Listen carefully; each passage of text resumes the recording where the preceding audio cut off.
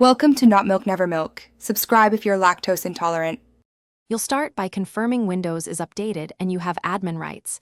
That prevents permission errors.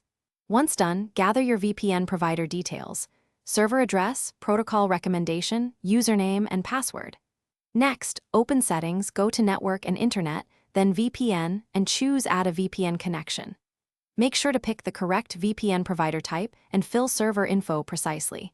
Small typos stop a successful connection. Save the profile before moving to connection steps. Now configure the connection details and why they matter. Choose a modern protocol such as ICAV2, OpenVPN, or WireGuard for better speed and security. Once chosen, enter authentication, username/password or certificate, and set any proxy or DNS overrides if your provider requires them. If your provider offers a dedicated app, install it.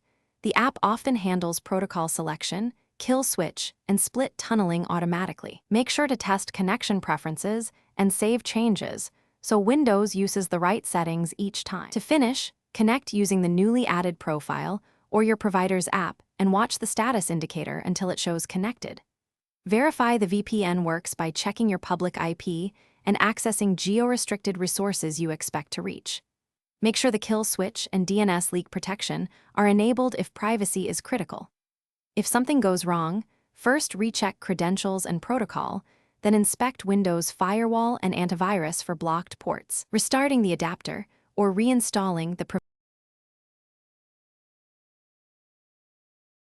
Thanks for watching. If this was helpful, leave a like and consider subscribing. See you next time.